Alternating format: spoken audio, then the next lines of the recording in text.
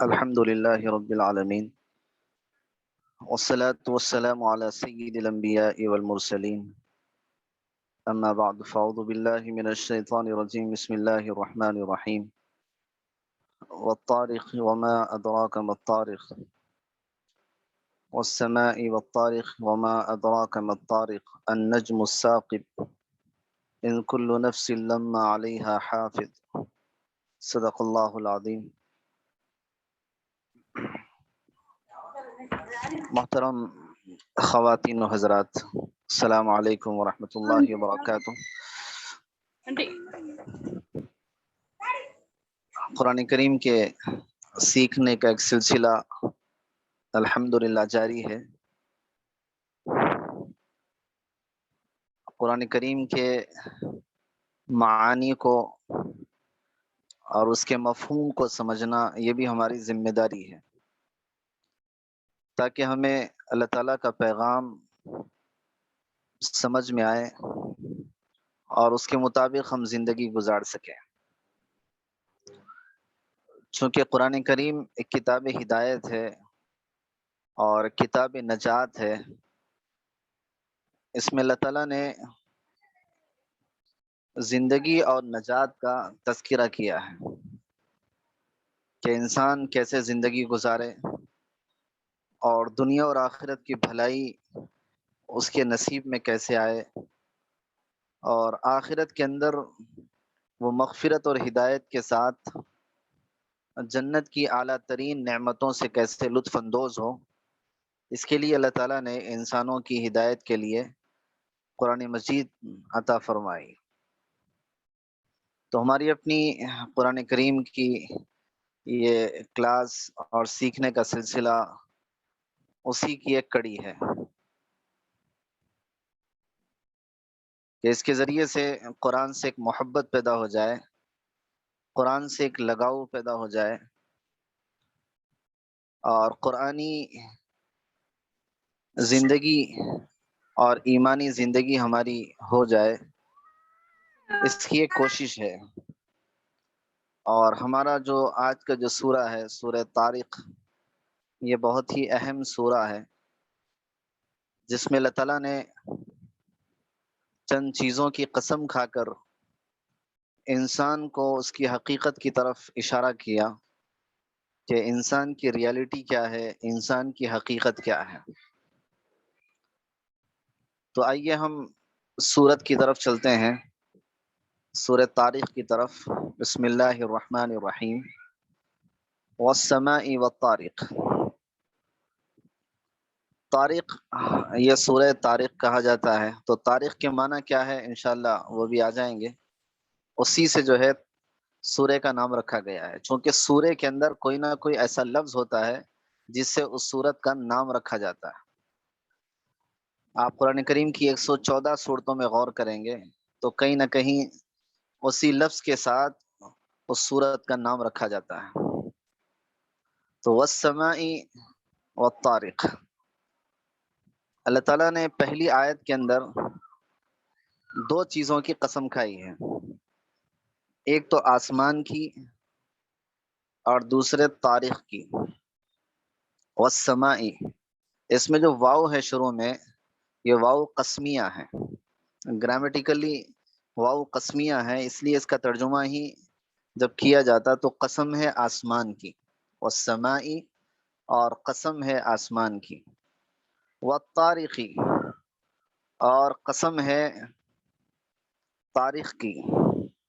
یہ طارق کیا چیز ہے؟ طارق کہتے ہیں رات میں آنے والی چیز کو طارق کہتے ہیں، جو چیز رات میں آئے۔ طرق یطرق طرقا فهو طارق۔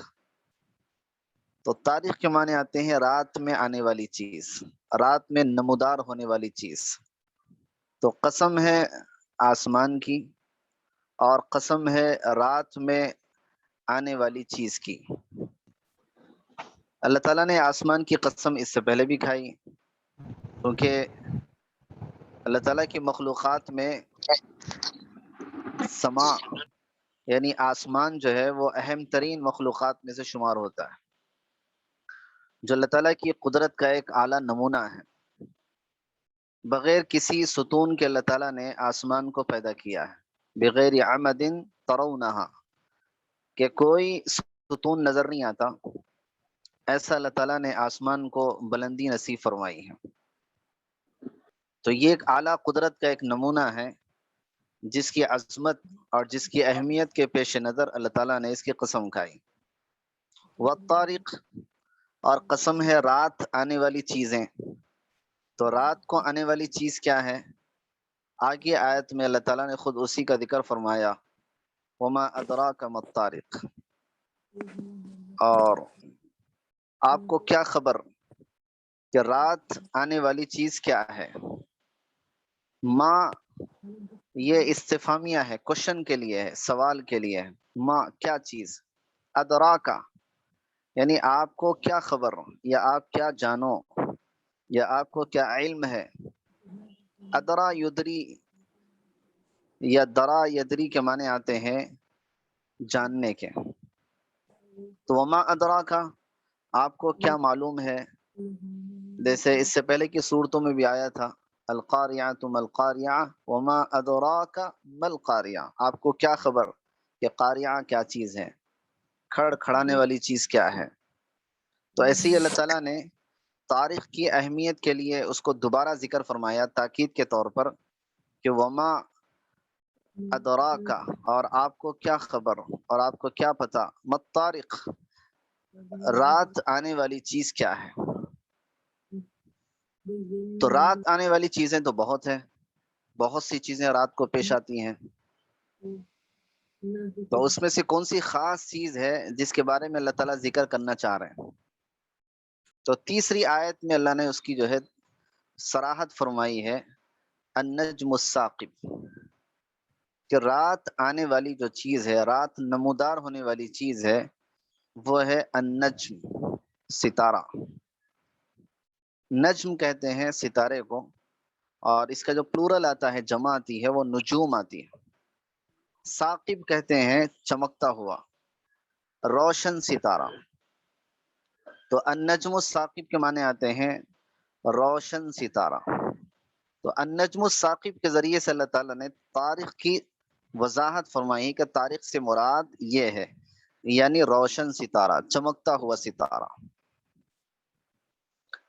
چونکہ ستارے رات کو آتے ہیں، جب اجالا ختم ہوتا ہے اور رات کے اندھیرے شروع ہوتے ہیں، رات کی ظلمتیں جب شروع ہوتی ہیں، تو پھر ستارے نمودار ہوتے ہیں۔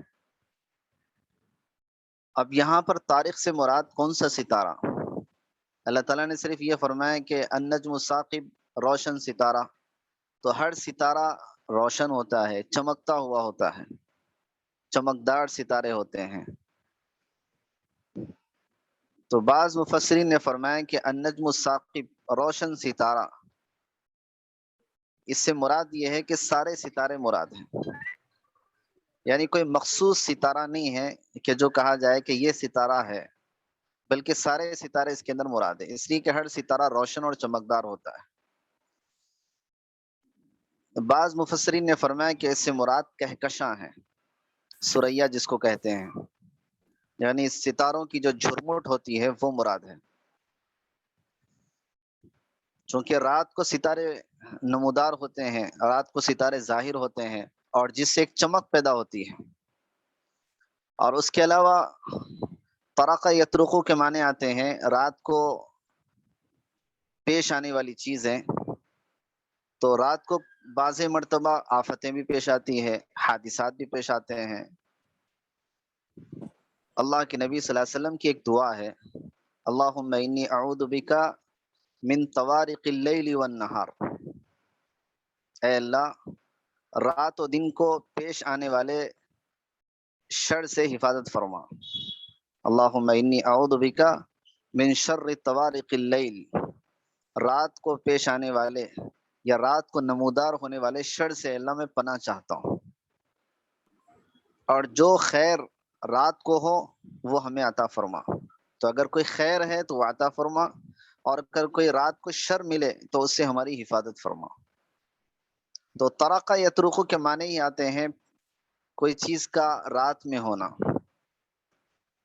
اور رات میں سب سے زیادہ اہم اور بنیادی طور پر جو چیز دکھ کے آتی ہے، نظر آتی ہے، وہ ستارے ہوتے ہیں، جو سمائے دنیا یعنی آسمانی دنیا کے اوپر ایک چمک پیدا کرتے ہیں۔ اس لیے اللہ نے فرمایا وَزَيَّنَّا السَّمَاءَ الدُّنْيَا بِزِينَةٍ الْكَوَاكِبِ، ہم نے آسمان دنیا کو ستاروں کے ذریعے سے مزین کیا ہے، آراستہ کیا ہے۔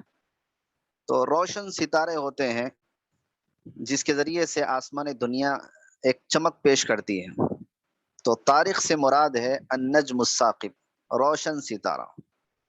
حضرت سفیان نے یہاں پر ایک مفسر ہیں، انہوں نے کہا کہ اللہ تعالیٰ نے جہاں پر بھی وما ادراکا کہا، آپ کو کیا خبر یا آپ کو کیا معلوم، تو وہ ذکر کر دیا کہ کیا چیز ہے، اس کو بتا دیا اللہ نے۔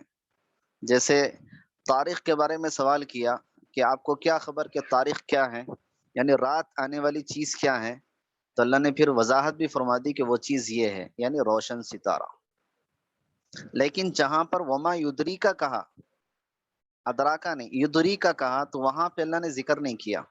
جیسے سورہ عبس کے اندر ہے وما یدری کا لعلہ یزکا، تو آپ کو نہیں معلوم، شاید وہ نصیحت حاصل کر لے، تو یہ چیز کیا ہے اس کو ذکر نہیں کیا۔ تو یہ فرق حضرت سفیان ایک مفسر ہے، انہوں نے ذکر کیا کہ ما ادراکا جہاں پر ہے وہاں تو وضاحت ہے، لیکن ما یدری کا جہاں پر قرآن میں ہے وہاں پر وضاحت اللہ نے نہیں فرمائی۔ یہ اللہ کی حکمت ہے۔ چوتھی آیت ہے ان کل نفس لما علیہا حافظ۔ یہاں پر جو ان کل نفس لما علیہا حافظ، اس کے اندر جو ان ہے، یہ ان یہاں پر نفی کے معنی میں ہے، نہیں کے معنی میں۔ ان کل نفس، کلو کے معنی آتے ہیں ہر ایک، نفس کے معنی آتے ہیں جان، کہ کوئی جان ایسی نہیں ہے لما علیہا حافظ، جس پر کوئی نگہبان نہ ہو اور جس پر کوئی نگران نہ ہو۔ تو ان کل نفس، کوئی ایسی جان نہیں ہے کہ جس پر کوئی نگران اور جس پر کوئی حفاظت کرنے والا مقرر نہ ہو۔ ہر نفس پر اللہ تعالیٰ نے حفاظت کرنے والے کو مقرر فرمایا ہے، ہر نفس پر۔ یہاں پر ہر نفس سے مراد یہ ہے کہ ہر انسان پر، یعنی ہر انسان ایسا ہے جس پر کوئی حفاظت کرنے والا مقرر ہے۔ جیسا کہ قرآن نے کہا وَإِنَّ عَلَيْكُمْ لَحَافِظِينَ، کہ تم پر حفاظت کرنے والے فرشتے ہیں، کرامن کاتبین، جو کرامن کاتبین ہے، یعلمون ما تفعلون، جو تم کرتے ہو وہ جانتے ہیں۔ تو حفاظت کرنے والوں کو اللہ تعالیٰ نے مقرر فرمایا۔ تو اب یہ حفاظت کرنے والے کون ہیں؟ تو اس میں مفسرین نے فرمایا کہ ایک قول تو یہ ہے کہ حفاظت کرنے والی ذات اللہ کی ہے، یعنی اللہ تعالیٰ خود انسانوں کی حفاظت فرماتے ہیں، اللہ خود ہر نفس کی حفاظت فرماتے ہیں۔ تو یہاں پر اگر نفس سے مراد عام لیا جائے، جنرل معنی لیا جائے، تو اس سے ہر جانور، درند، پرند، انسان سب شامل ہو جائیں گے۔ تو ان سب کی حفاظت کون؟ اللہ کرتے ہیں، اور حقیقت بھی یہی ہے کہ ہر ایک کی حفاظت کرنے والے اللہ، جیسا کہ قرآن میں ہے فاللہ خیر حافظا، اللہ تعالیٰ بہترین حفاظت کرنے والے ہیں، وہو ارحم الراحمین، اور وہ سب سے زیادہ رحم کرنے والے ہیں۔ تو حفاظت کرنے والوں میں سب سے زیادہ بہترین حفاظت کرنے والے اللہ ہیں۔ تو گویا ہر انسان کی اللہ تعالیٰ خود حفاظت فرماتے ہیں۔ تو ایک قول تو یہ ہے۔ بعض مفسرین نے فرمایا کہ اللہ تعالیٰ نے ہر انسان کے اوپر حفاظت کرنے والے ایک فرشتے کو مقرر کیا ہے، کہ گویا فرشتہ جو ہے انسان کی حفاظت کرتا ہے۔ کس سے حفاظت کرتا ہے؟ مختلف قسم کی آفتیں، بلائیں اور حوادثات یا شرور ہوتے ہیں، شر جو ہوتے ہیں، اس سے وہ فرشتہ اللہ تعالیٰ کی طرف سے مامور ہوتا ہے، متعین ہوتا ہے، جو حفاظت کرتا ہے۔ جیسا کہ حدیث میں ہے، قرطبی نے اس کو ذکر کیا، اللہ کے نبی صلی اللہ علیہ وسلم نے فرمایا کہ ہر انسان کے اوپر 160 فرشتے مقرر ہیں، 160 فرشتے مقرر ہیں، جو انسان کی ہر اعضاء کی حفاظت کرتے ہیں۔ کوئی عضو ایسا نہیں ہے جس کی جو ہے حفاظت نہ کرتے ہوں. خود اسی حدیث کے اندر ہے کہ صرف آنکھ جسے آدمی دیکھتا ہے 7 فرشتے ایسے ہیں جو اس کے آنکھ کی حفاظت کرتے ہیں تاکہ وہ آنکھ کو کوئی چیز نقصان نہ پہنچائے. تو اللہ تعالیٰ نے خود پلک بنا دیا، پلک کے بال اللہ نے بنا دیے ہیں، لیکن ساتھ میں فرشتوں کو بھی اللہ نے رکھا ہے تاکہ جنات کے اور شیاطین کے شر سے یہ انسان محفوظ رہے. تو حدیث میں آتا ہے کہ اگر اللہ تعالیٰ فرشتوں کو مقرر نہ فرماتے انسان کے اوپر تو شیاطین انسان کو اچک لیتے اور اس کو جو ہے تباہ کر دیتے. تو شیاطین کے اور جنات کے شرور سے بچنے کے لیے اللہ تعالیٰ نے فرشتوں کو مقرر فرمایا. تو یہ فرشتے ہوتے ہیں جو نگہبانی کرتے ہیں، نگرانی کرتے ہیں. اس لیے اللہ نے فرمایا کہ کوئی جان ایسی نہیں ہے جس پر کسی کو مقرر نہ کیا ہو، جس پر کوئی نگہبان نہ ہو. اور تیسری چیز بعض علماء نے لکھی ہے کہ اللہ نے عقل عطا فرمائی ہے، عقل سلیم جس کو کہتے ہیں، کہ عقل سلیم یہ خود ایک حافظ ہے، یہ خود ایک نگران اور نگہبان ہے جو آدمی کی حفاظت کرتی ہیں. تو بہت سی چیزوں سے آدمی اپنی عقل سلیم کے ذریعے سے، اپنی صحیح عقل کے ذریعے سے بچتا ہے. اگر یہ عقل سلیم اللہ کی عطا کی ہوئی نعمت نہ ہوتی تو انسان کبھی کی تباہی کے اندر، ہلاکت کے اندر، نقصان کے اندر اپنے آپ کو ڈال دیتا. تو یہ وہ عقل، یہ وہ سمجھ اور یہ وہ شعور ہوتا ہے جس سے آدمی نقصان سے اپنے آپ کو بچاتا ہے. جیسے کہتا نا کہ نقصان ہونے والا تھا بچ گیا، تھوڑا سا میں غور کرا تو اس کی وجہ سے میں بچ گیا. تو نگران کے طور پر اللہ تعالیٰ نے ایک چیز عقل سلیم بھی عطا فرمائی ہے. تو گویا 3 چیزیں بھی کوئی بھی ہو سکتی ہیں، اور حقیقت یہ ہے کہ ہر انسان کے اوپر حفاظت کرنے والے خود اللہ ہے. اللہ تعالیٰ حوادثات سے حفاظت فرماتے ہیں. ہاں اتنی بات ہے کہ جو چیز انسان کے تقدیر میں ہے، جو چیز انسان کی قسمت میں ہے اور جو انسان کے نصیب میں لکھ چکی ہے کہ وہ چیز ہونے والی ہے، تو پھر اس سے کوئی بچا نہیں سکتا، وہ چیز ہو کے رہے گی. تو گویا یہ جو حفاظت ہوتی ہے یہ دوسرے مخلوقات کے شرور سے حفاظت ہوتی ہے، دوسرے مخلوقات کے نقصان نہ پہنچا دے انسان کو. تو اللہ تعالیٰ انسان کو پیدا کرنے کے بعد اس کی حفاظت کا بھی ایک سسٹم بنائے، اس کی حفاظت کا ایک نظام بنائے تاکہ انسان جو ہے بچے سے جوان ہو، جوان سے بوڑھا ہو، ایک اچھی زندگی گزارے. تو اس کا ایک حفاظتی نظام ہے، اس کا ایک جو ہے اللہ تعالیٰ اس کی حفاظت فرماتے ہیں. اور پھر 5ویں آیت میں اللہ نے فرمایا فَلْيَنْظُرِ الْإِنسَانُ مِمَّا خُلِقَ، چاہیے کہ انسان غور کر لے کہ مما خلق، کہ کس چیز سے پیدا کیا گیا. فَلْيَنْظُرْ، نظرہ ینظر کے معنی آتے ہیں دیکھنا. فَلْيَنْظُرْ الْإِنسان، چاہیے کہ انسان غور کرے، یعنی انسان یہ حقیقت نہیں بھولنا چاہیے کہ مما خلق کس چیز سے اس کو پیدا کیا گیا.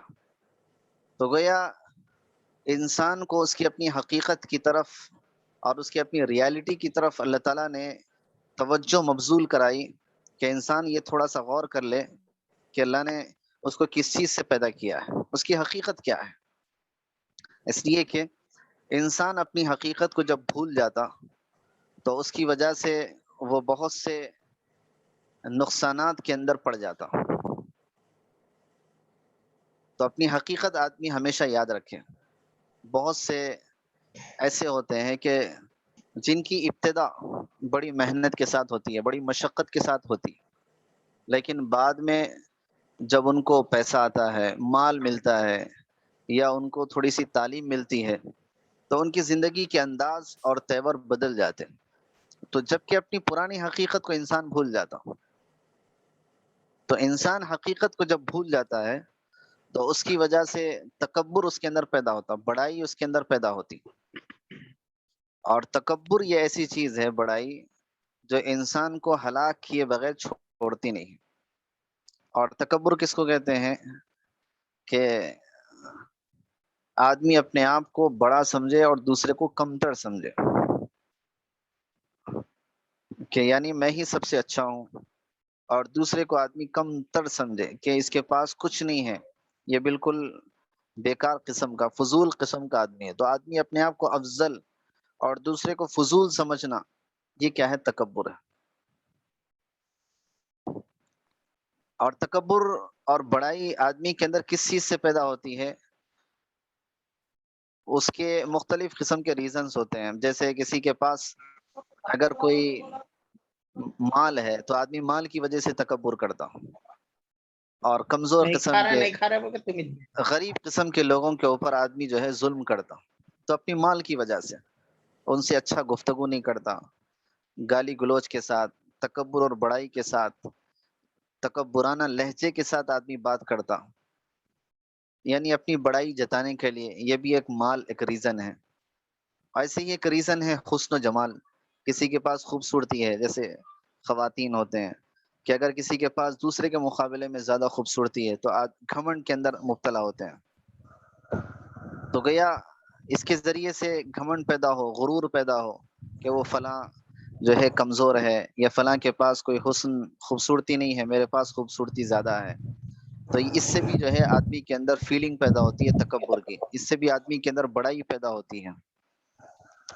ایسے ہی کسی کے پاس تعلیم ہے، علم ہے، ایجوکیشن ہے، اور کسی کے پاس نہیں ہے، تو آدمی یہ سوچتا ہے کہ میرے پاس تو تعلیم ہے، ایجوکیٹڈ ہوں میں، دوسرا کچھ نہیں ہے، تو جو ان پڑھ ہوتے ہیں، جو الٹریٹ ہوتے ہیں، ان کے اوپر آدمی جو ہے بڑائی ظاہر کرتا ہے۔ تو مختلف قسم کے ریزن ہوتے ہیں جس سے آدمی اپنی حقیقت کو بھول جاتا، اور وہ یہ نہیں سمجھتا کہ کس چیز سے اس کو پیدا کیا گیا، اس کی پیدائش کس سے ہوئی۔ وہ یہ سمجھتا ہے کہ اس وقت میں جو پوزیشن میں ہوں وہی میں اصل ہوں، جبکہ اس کی جو پوزیشن ہے، چاہے وہ مال کی ہو، چاہے وہ عہدے کی ہو، چاہے وہ حسن و جمال کی ہو، چاہے وہ ڈگری کی ہو، جس قسم کی اس وقت جو پوزیشن ہے وہ سب اللہ کی دی ہوئی ہے۔ تو آدمی اپنی ذاتی چیز ہونے کی وجہ سے اکڑ نہیں سکتا، یہ تو اللہ کی نعمت ہے، اللہ تعالیٰ نے اس کو عطا فرمائی ہے، اور اللہ دینے پر بھی قادر ہے، لینے پر بھی قادر ہے۔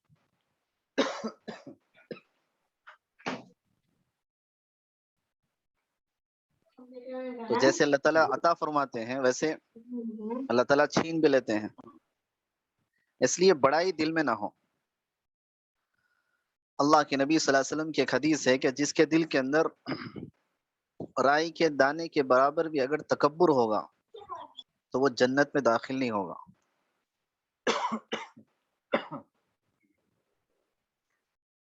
تو گویا رائی کے دانے کے برابر بھی تکبر پیدا ہو تو جنت جیسی اہم چیز اس سے آدمی محروم ہو جائے گا۔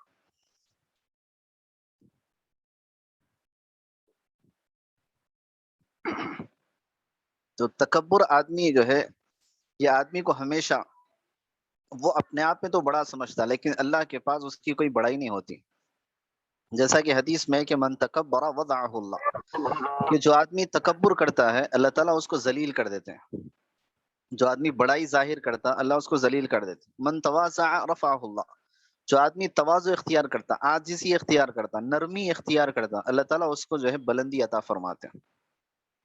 تو سارے اپنے پاس قابلیت ہونے کے باوجود، ساری چیزیں ہمارے پاس ہونے کے باوجود، ہمارے اندر عاجزی ہو، ہمارے اندر نرمی ہو، کمزوری کا احساس ہو، خلق الانسان ضعیفا، اللہ نے انسان کو جو ہے کمزور پیدا کیا ہے، تو اس کا احساس ہونا چاہیے کہ اس کی وجہ سے آدمی کا تکبر ختم ہوتا ہے۔ سیدنا ابوبکر صدیق رضی اللہ تعالیٰ عنہ، ان سے بڑے جلیل القدر صحابی کون ہو سکتے ہیں؟ سارے انبیاء کے بعد اگر کسی کا مرتبہ ہے تو خلیفۃ رسول اللہ سیدنا ابوبکر صدیق رضی اللہ عنہ کا مرتبہ ہے، لیکن آپ کے اندر کسی ایک کی وجہ سے بھی، کوئی بھی زاویے سے، کسی بھی پہلو سے، کسی بھی اینگل سے آپ کے اندر تکبر نہیں تھا، آپ سب سے زیادہ ڈرنے والے تھے۔ حدیث میں آتا ہے کہ بعض مرتبہ گھاس کے تنکے کو دیکھ کے کہتے تھے یا لیتنی کنت شجرۃ تعصد، ہائے کاش میں گھاس کا تنکا ہوتا تو مجھ کو کاٹ دیا جاتا، آخرت میں میرا کوئی حساب و کتاب نہ ہوتا۔ جبکہ عشر مبشرہ میں سے ہیں، جنت کی بشارت زبان نبوت سے ملی ہوئی ہے، لیکن اس کے باوجود آخرت کا خوف تھا، بڑائی دل کے اندر نہیں تھی۔ تو یہ اصل چیز یہ ہے کہ آدمی اپنی حقیقت پہ غور کرے کہ مجھے اللہ نے کس چیز سے پیدا کیا، میں کیا ہوں۔ جیسا کہ ایک حدیث میں ہے کہ آدمی کی جو ابتدا ہے، اولها نطفہ، اس کی جو ابتدا ہے وہ ایک پانی ہے، پانی کا قطرہ ہے، وہ آخرها جیفا، اور اس کی جو انتہا ہے وہ مردار ہو جانا، مر جانا، یہ اس کی انتہا ہے۔ گویا ابتدا یہ ہے پانی کا قطرہ، اور انتہا یہ ہے کہ وہ مر جانا، مردار ہو جانا۔ خلالها قذرا، اور درمیان کی جو زندگی ہے، وہ درمیان کی زندگی اس کی ایک ناپاکی کی زندگی ہے، گندگی کی زندگی ہے۔ اس لیے علماء نے لکھا ہے کہ اگر آدمی کو ایک 5 سے 6 موشنز ہو جائے تو آدمی پوری طریقے سے کمزور ہو جاتا، اگر بخار آ جائے تو نڈھال ہو جاتا، اگر چہرے پہ چیچک نکل آئے تو اس کا حسن ختم ہو جاتا، اس کا حسن جو ہے ماند پڑ جاتا، باقی نہیں رہتا۔ تو یہ وہ چیزیں ہیں جو اللہ تعالیٰ کی عطا کی ہوئی چیزیں ہیں، اس کی ذاتی نہیں ہے۔ اس لیے آدمی ہمیشہ یہ سمجھے کہ میرے پاس جو چیزیں ہیں وہ میری ذاتی نہیں ہے، بلکہ وہ عطائی چیزیں ہیں، یعنی اللہ کی عطا کی ہوئی نعمت ہے۔ تو جب آدمی یہ سمجھے گا تو اس کے اندر شکر کا جذبہ پیدا ہوگا، اور اگر آدمی یہ سمجھے گا کہ میں خود اس کا اونر ہوں، میں خود ذاتی چیزیں ہوں، میری اپنی کمائی اور میرا اپنے ہاتھ کا ہنر ہے، جو کچھ میرے پاس ہے میرا اپنا ہے، تو آدمی تکبر اور بڑائی اور ناشکری اس کے اندر پیدا ہوگی۔ سلطان محمود ایک بادشاہ گزرے ہیں، اور ان کے ایک انتہائی مقرب اور انتہائی قریبی وزراء میں سے ایک ایاز تھے، محمود اور ایاز، یہ بہت مشہور ہیں جوڑی۔ تو سلطان محمود غزنوی کے خاص جو ہے وزیر تھے محمود، یہ ایاز جن کا نام تھا۔ ایک مرتبہ وزیروں نے شکایت کی کہ یہ روزانہ جو ہے کچھ دیر اپنے کمرے میں تنہائی میں رہتے ہیں اور پھر اس کے بعد جو ہے باہر آتے ہیں، اور یہ شکایت بادشاہ تک پہنچی۔ تو بادشاہ نے ایاز سے پوچھا کہ کیا بھائی کیا بات ہے کہ آپ کچھ دیر کمرے میں تنہا رہتے ہیں اس کے بعد پھر باہر آتے ہیں؟ تو ایاز نے کہا کہ میرا ایک راز ہے، لیکن جب آپ نے پوچھ ہی لیا تو اس کو میں بتا دوں کہ دراصل میں کمرے میں جاتا ہوں اور آئینے کے سامنے کھڑے ہو کر اپنے آپ کو خطاب کر کے کہتا ہوں کہ ایاز، یہ جو کپڑے ہیں یہ عارضی کپڑوں کی وجہ سے تم ایک وزیر بنے ہو، ورنہ تمہاری پرانی زندگی یہ تھی کہ کوئی پوچھنے والا نہیں تھا، یہ تو اللہ تعالیٰ نے تم کو نعمت عطا فرمائی ہے۔ تو میں اپنے آپ کو ملامت کرتا ہوں اور اپنے آپ کی اصلاح کرتا ہوں اور اپنے آپ کو اپنی حقیقت دکھاتا ہوں، اپنا آئینہ دکھاتا ہوں کہ میں کیا ہوں، تاکہ میرے اندر بڑائی پیدا نہ ہو، میں کسی کے اوپر ظلم نہ کروں۔ تو سلطان محمود نے کہا کہ واقعی پھر تو بہت بہترین چیز ہے کہ آدمی اپنی حقیقت کو ہمیشہ یاد رکھے۔ تو اسی کو اس آیت میں اللہ تعالیٰ نے خاص طور پہ ذکر فرمایا، فَلْيَنظُرِ الْإِنسَانُ مِمَّا خُلِقَ، ذرا انسان یہ دیکھ لے، چاہیے کہ انسان یہ غور کر لے، مِمَّا خُلِقَ، کہ وہ کس چیز سے پیدا کیا گیا ہے، کہ اللہ نے اس کو کس چیز سے پیدا کیا ہے، اس کی حقیقت کیا ہے۔ وہ اگر بیمار پڑ جائے تو اس کی اپنی ساری حقیقت ختم ہو جائے۔ اور واقعی دنیا ایک عبرت کی جگہ ہے، اور دنیا جو ہے ایک نصیحت کی جگہ ہے، کوئی تماشا نہیں ہے، جگہ جی لگانے کی دنیا نہیں ہے، یہ عبرت کی جا ہے، تماشا نہیں ہے۔ تو یہاں پر عبرت کے ہزاروں نے لاکھوں نمونے اللہ تعالیٰ ہمیں دکھاتے ہیں، لیکن ہماری اپنی نظریں عبرت کی نہیں ہوتی، اس لیے ہم اس کو کیچ نہیں کرتے۔ تو کیسے کیسے انسان دنیا کے اندر آئے جن کے پاس سب کچھ تھا، لیکن وہ بے سر و سامانی کی حالت میں دنیا سے رخصت ہو گئے۔ تو یہ انسان کی حقیقت ہے کہ یہاں انسان کا کچھ نہیں ہے، جو کچھ بھی ہے وہ اس کی اپنی آخرت کے اعمال، وہ اس کے اپنے باقیات الصالحات، یہ چیزیں ہیں کہ جو اس کی اپنی آخرت بنا سکتے ہیں، ورنہ اس کی جو سراؤنڈنگ ہے، اس کے جو مال دولت حسن جمال خاندان حسب نسب، یہ سب چیزیں اس کی عارضی طور پہ اللہ تعالیٰ نے اس کو دی ہیں، یہ کوئی بڑائی جتانے کے لیے اور کسی پر فخر کا اظہار کرنے کے لیے نہیں ہے۔ اللہ کے نبی صلی اللہ علیہ وسلم سے زیادہ کس کی ذات بڑی ہو سکتی ہے، آپ سے زیادہ شان کس کی بڑی ہو سکتی ہے، عظیم الشان اور عالی شان اور ذی شان، یعنی سارے جو ہے اللہ تعالیٰ نے اعزاز اپنے پیارے حبیب سیدنا محمد رسول اللہ صلی اللہ علیہ وسلم کو عطا فرمائے تھے، اور آپ خود کہتے تھے انا سید ولد آدم ولا فخر علی، میں سارے انسانوں کا سردار ہوں لیکن مجھے اس کے بارے میں کوئی فخر نہیں ہے۔ تو کبھی فخر نہیں تھا، اس لیے بعض مرتبہ آپ علیہ الصلوۃ والسلام صحابہ کے بیچ میں اتنے سادہ انداز کے اندر بیٹھتے تھے کہ آنے والوں کو پوچھنا پڑتا تھا کہ من منکم محمد، کہ تم میں محمد کون ہے؟ تو صحابہ اشارہ کرتے تھے کہ یہ ہیں، یعنی آپ اتنا صحابہ کے درمیان سادے انداز کے اندر رہتے تھے۔ تو یہ دراصل نبی کی سیرت بھی، نبی کے اقوال بھی اور قرآنی آیات بھی ہمیں یہ نصیحت کر رہی ہے کہ ہمارے اندر عاجزی ہو، ہمارے اندر نرمی ہو، ہمارے اندر اپنی حقیقت کو اور اپنے آپ کو جھانکنے کا مزاج ہو، تاکہ کسی بھی طریقے سے ہمارے اندر بڑائی پیدا نہ ہو۔ تو فَلْيَنظُرِ الْإِنسَانُ مِمَّا خُلِقَ، تو چاہیے کہ انسان دیکھ لے، غور کر لے۔ مما، یہ اصل میں تھا من ما، مما کس چیز سے، خلق پیدا کیا گیا ہے۔ چھٹویں آیت میں اللہ نے فرمایا، اسی کو تذکرہ کیا، خلق من ماء دافق، کہ کس چیز سے پیدا کیا گیا، اس کی حقیقت کیا ہے۔ اللہ نے یہاں اس کی حقیقت کھولی ہے کہ خلق من ماء دافق، کہ پیدا کیا گیا ہے من ماء، من کے معنی آتے ہیں سے، ماء کے معنی آتے ہیں پانی، دافق کے معنی آتے ہیں اچھلنے والا، کودنے والا۔ تو خلق من ماء دافق، پیدا کیا گیا ایک اچھلنے والے، کودنے والے پانی سے۔ یخرج من بین الصلب والترائب، خرج یخرج کے معنی آتے ہیں نکلنا، جو نکلتا ہے، من بین الصلب پیٹ سے، والترائب اور سینے کی ہڈیوں سے۔ تو خلق من ماء دافق، جو پیدا کیا گیا ہے ایک اچھلنے والے پانی سے، ایک کودنے والے پانی سے، جو نکلتا ہے پیٹ یعنی پشت جس کو کہتے ہیں۔ تو صلب کے معنی آتے ہیں پشت کے، اور ترائب جو ہے یہ تریبتن کی جمع ہے، تریبہ یہ سنگولر ہے اور ترائب یہ پلورل ہے، یعنی سینے کی ہڈی۔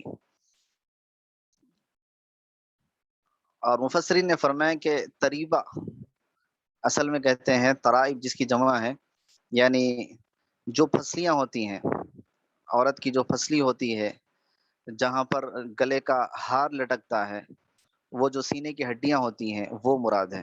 اور صلب کہتے ہیں مرد کی جو پشت ہوتی ہے، پیٹھ ہوتی ہے، وہ مراد ہے۔ اور دراصل ان دونوں کے ذریعے سے مفسرین نے کہا کہ پورا جسم مراد ہے، یعنی آدمی کا جو نطفہ نکلتا ہے وہ پورے اپنے پورے جسم سے نکلتا ہے، اور خاص طور کا اس کے اندر دخل ہے آدمی کے دماغ کا، کہ وہاں سے اس کا جو ہے ظہور ہوتا ہے، اور پورے جسم کے ذریعے سے جو ہے وہ چیز خارج ہوتی ہے۔ اور جب وہ پانی نکلتا ہے جس سے اللہ تعالیٰ بچے کی پیدائش فرماتے ہیں، تو یہ انسان کی اصل میں ریالٹی ہے، اور یہ انسان کی اصل میں حقیقت ہے۔ مفسرین نے یہاں پر اس ضمن کے اندر ذکر فرمایا کہ دفق یدفق کے معنی آتے ہیں اچھلنے کے ساتھ نکلنا۔ اللہ تعالیٰ نے انسان کی پیدائش کے لیے میل فیمیل دونوں پانیوں کو اللہ تعالیٰ جمع فرماتے ہیں، اور پھر وہ رحم تک پہنچاتے ہیں، اور وہاں سے پھر اللہ تعالیٰ انسان کی پیدائش کا مرحلہ شروع کرتے ہیں۔ اور اس میں اولاد چاہے مذکر ہو چاہے اولاد مؤنث ہو، میل ہو یا فیمیل ہو، یہ اللہ تعالیٰ کی طرف سے ایک نعمت ہوتی ہے، اور اللہ تعالیٰ قادر ہوتے ہیں جو اولاد چاہے دے دیں۔ اور اس میں ایک خاص بات یہ ہے کہ شباہت اللہ تعالیٰ کبھی مرد کی عطا فرماتے ہیں اور کبھی عورت کی عطا فرماتے ہیں، اور کبھی دونوں کی بھی نہیں ہوتی، خاندان میں سے کسی ایک کی ہوتی ہے۔ تو دراصل اس پانی کا یہ اثر ہوتا ہے۔ ایک موقع پر ایک صحابی اللہ کے نبی صلی اللہ علیہ وسلم کی خدمت میں آئے، اور انہوں نے کہا کہ یا رسول اللہ، ان زوجتی قد ولدت غلاما اسودا، اللہ کے رسول میں بھی بہت گورا ہوں اور میری بیوی بھی بہت گوری ہے، لیکن ہمیں جو بچہ پیدا ہوا ہے وہ کالا ہے۔ تو آپ علیہ الصلاۃ والسلام سمجھ گئے کہ اصل میں کہنا یہ چاہ رہے ہیں کہ یعنی یہ بیوی کی شکایت کر رہے ہیں کہ یہ میرا نہیں ہو سکتا، بلکہ اس کی کسی کے ساتھ تعلقات ہوں گے، اس وجہ سے بچہ جو ہے دوسرے کلر کا پیدا ہوا، اس لیے کہ میرا اگر ہوتا یا میری بیوی سے ہوتا تو دونوں میں کسی نہ کسی کا رنگ ہوتا، اور دونوں بھی گورے ہیں اور بچہ تو کالا پیدا ہوا۔ تو اللہ کے نبی صلی اللہ علیہ وسلم نے انہیں سمجھایا کہ تم کیا کام کرتے ہو؟ انہوں نے کہا کہ میرے پاس اونٹ ہے اور میں اونٹوں کو پالتا ہوں، ان کی پرورش کرتا ہوں۔ اچھا، آپ نے فرمایا کہ کس قسم کے اونٹ ہے؟ کہا ہمارے پاس جو اونٹ ہے وہ سرخ قسم کے، لال قسم کے ہیں۔ آپ نے فرمایا کہ کیا کبھی ان لال اونٹوں میں سے کوئی ایسا بھی ہے جو سانولے کلر کا ہے، گندمی کلر کا ہے؟ انہوں نے فرمایا کہ ہاں ہے۔ تو آپ نے فرمایا کہ پھر یہ کلر کہاں سے آیا؟ تو اس نے کہا کہ اس کی پشتوں میں اوپر میں سے کوئی ہوگا جس کی وجہ سے یہ پیدا ہوا۔ اللہ کے نبی صلی اللہ علیہ وسلم نے فرمایا کہ ہاں، انسان میں بھی ایسے ہی ہوتا ہے کہ اس کے اپنے خاندان میں سے کسی کا کلر ہوتا ہے جو اللہ تعالیٰ اس کو عطا فرماتے ہیں۔ تو کلر میں ہو یا شباہت کے اندر ہو، خاندان میں سے بھی اللہ تعالیٰ عطا فرماتے ہیں، تو دراصل مما ان دافق، یہ اسی پانی کا اثر ہوتا ہے۔ تو یہ انسان کی اس کی اپنی حقیقت ہوتی ہے، جو اللہ تعالیٰ ایک نطفے سے اس کو پیدا فرماتے ہیں کہ جس کی کوئی حقیقت نہیں ہوتی، جس مادے کی کوئی اصلی حقیقت نہیں ہوتی، لیکن اللہ رب العزت نے دراصل انسان کی حقیقت کی طرف اشارہ فرمایا کہ غور کرنے کی چیز یہ ہے کہ جب اتنا، یعنی اس کی ابتدا اتنی کمزور ہے تو پھر آخر اکڑ کس چیز پر ہے؟ یہ اپنی حقیقت کیوں بھول رہا؟ آخرت سے انسان اتنا غافل کیوں ہے؟ اور اللہ تعالیٰ کے احکام سے اتنی لاپرواہی کیوں ہے؟ یہ دعوت فکر ہے اصل میں، یہ دعوت فکر کے لیے اللہ تعالیٰ نے یہ آیت نصیب فرمائی ہے۔ تو یخرج من بین الصلب والترائب، کہ جو پیٹھ اور سینے کی ہڈیوں کے درمیان سے یہ نکلتا ہے۔ اور اس کے بعد 8ویں آیت ہے انہ علی رجعہ لقادر، اللہ تعالیٰ اس کے واپس لوٹانے پر بھی قادر ہے۔ تو انہ، بے شک اللہ، علی رجعہ، اس کے واپس کرنے پر، لقادر، قدرت والے، یعنی جو اللہ ایک پانی سے انسان کو پیدا کر سکتے ہیں، تو کیا وہ اللہ جو انسان کو ایک مرتبہ مارنے کے بعد دوبارہ پیدا کرنے پر، کیا ان کو قدرت حاصل نہیں ہے؟ یہ ہے اصل میں آیت کا مطلب، کہ کیا اللہ تعالیٰ اس انسان کو دوبارہ پھر واپس پیدا نہیں کر سکتے؟ ضرور پیدا کر سکتے ہیں۔ تو مشرکین کا عقیدہ یہ تھا کہ ایک مرتبہ اللہ نے انسان کو پیدا کر دیا تو پھر اب دوبارہ پیدا نہیں ہوگا، اب مر گیا تو ختم، مر گیا، یعنی ہڈیاں رل مل گئی، بوسیدہ ہو گئیں، مٹی بن گئی، اب دوبارہ انسان پیدا نہیں ہو سکتا، تو حساب و کتاب کہاں ہوگا، اس کی آخرت کہاں ہوگی؟ تو یہ جو عقیدہ تھا، اللہ تعالیٰ نے اس عقیدے کو سمجھایا کہ دیکھو یہ غلط ہے، کہ جب ایک پانی سے اللہ تعالیٰ انسان کو اس کی شکل دے سکتے ہیں، اس کی ہڈیاں دے سکتے ہیں، اس کا گوشت دے سکتے ہیں، اس کو پورا انسان ایک پانی سے بنا سکتے ہیں قطرے سے، تو کیا ایک بنے ہوئے انسان کو موت دے کر کیا اللہ دوبارہ اس کو زندہ نہیں کر سکتے؟ اللہ اس پر ضرور قادر ہے۔ تو یہ وہ خالق ہیں، انہ علی رجعہ لقادر، کہ بے شک اللہ تعالیٰ اس کے دوبارہ پیدا کرنے پر قادر ہے۔ تو قرآن کریم کے اندر بہت سی آیتیں ہیں جہاں پر اللہ تعالیٰ نے بعض بعد الموت کو، ایک مستقل عقیدہ ہے یہ، کہ موت کے بعد دوبارہ پیدا ہونا، اور یہی وہ اہم عقیدہ ہے کہ جس کی وجہ سے آدمی گناہوں سے بچتا ہے۔ ہمیشہ یہ خوف ہوتا ہے کہ اگر میں کہیں سے رشوت لے لوں آخرت میں پکڑا جاؤں گا، کہیں سے سود کھا لوں آخرت میں پکڑا جاؤں گا، کسی کی زمین دبا لوں آخرت کے اندر پکڑا جاؤں گا، کسی کے اوپر ظلم کر لوں آخرت میں پکڑا جاؤں گا، کسی کا مال چھین لوں آخرت میں پکڑا جاؤں۔ تو آدمی کے سامنے جو آخرت آخرت آخرت ہوتی ہے، یہی اصل ہے کہ جس سے آدمی گناہوں سے محفوظ رہتا ہے، اور اللہ تعالیٰ یہی چاہتے ہیں کہ اس آخرت کے تصور اور اس آخرت کے فکر کی وجہ سے آدمی اپنی زندگی کو سنوار لے۔ تو اسی کی طرف اللہ نے یہ دعوت دی ہے کہ دیکھو اللہ دوبارہ پیدا کرنے پر قدرت رکھتے ہیں، وہ خالق ایسے ہیں، لہذا یہ نہ سمجھنا کہ دنیا کی زندگی موت پہ ختم ہو جاتی ہے، یہاں پر کسی جو ہے نیک اور بد کا کوئی حساب و کتاب نہیں ہوگا، کسی انصاف پسند اور ظالم کا کوئی جو ہے مقابلہ نہیں ہوگا، ایسا نہیں ہے۔ ہر چیز اللہ کے پاس تولی جائے گی، جانچی جائے گی، پرکھی جائے گی۔ اس لیے اسی صورت کے اندر جو شروع میں آیا ہے ان کل نفس لما علیہا حافظ، وہاں پر بعض مفسرین نے ایک اشارہ یہ بھی فرمایا کہ اللہ تعالیٰ نے فرشتوں کو رکھا ہے جو انسان کے اعمال کو محفوظ کر رہے ہیں۔ اس کے اعمال کی حفاظت کی جا رہی. یہ اعمال اللہ تعالیٰ قیامت کے اندر پیش کریں گے، ابھی نہیں پیش کریں گے. سارے اعمال محفوظ کیے جا رہے ہیں، رات کے، دن کے، صبح کے، شام کے، جوانی کے، بڑھاپے کے، ہر چیز کا ایک ایک عمل محفوظ کیا جا رہا فرشتوں کے ذریعے سے. لہو معقبات، پے در پہ فرشتے آتے رہتے ہیں، یحفظونہ من امر اللہ، بندے کی اللہ حفاظت بھی کرتے ہیں، اس کے اعمال کو لکھ بھی دیتے ہیں. تو گویا اس کے سارے اعمال محفوظ کیے جا رہے ہیں. اور کل قیامت کے دن پھر اس کا جو صحیفہ ہوگا، نام اعمال ہوگا، وہاں انسان کا صحیفہ کھولا جائے گا تو آدمی حیرت کا اظہار کرے گا کہ سارے اعمال کہاں سے لکھے. تو پورے اعمال اس کو محفوظ ملیں گے. تو یہ آخرت کی جو زندگی ہے، یہ اصل ہماری تیاری کی چیز ہے. اس لیے اللہ کے نبی نے فرمایا الدنیا مزرعۃ الآخرہ، دنیا جو ہے آخرت کی کھیتی ہے. جیسے آدمی، کسان جو ہے 5-6 مہینے کے لیے بیج ڈال کر انتظار کرتا ہے کہ میں کچھ فصل کاٹ لوں گا، تو ایسے ہی آدمی نیک اعمال کرنے کے بعد آخرت میں اس کو جو ہے اس کی بہترین نیکیوں کی فصل اجر و ثواب کی شکل میں ملے گی.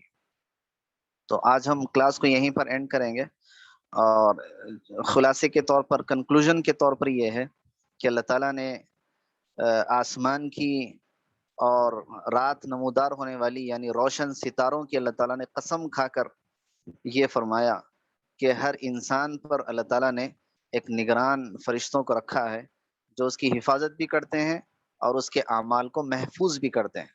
اور پھر دوسری چیز جو اس آیتوں میں ہے کہ انسان اپنی حقیقت کو نہیں بھولنا چاہیے، کہ اس کی حقیقت یہ ہے کہ وہ ایک پانی کے نطفے سے پیدا کیا گیا ہے. تو وہ آخرت کے لیے غافل نہیں ہونا چاہیے، بلکہ اپنی زندگی اور اپنی آخرت کے لیے کوشاں اور فکر مند ہونا چاہیے. یہ اس کے لیے جو ہے نجات ہے. اللہ رب العزت سے دعا ہے اللہ تعالیٰ ہمیں ان آیات کے پیغام کو سمجھنے اور اپنی آخرت کو اللہ سنوارنے کی ہمیں توفیق عطا فرمائے. پھر انشاءاللہ نیکسٹ کلاس میں اس سورہ کا اگلا پارٹ انشاءاللہ ذکر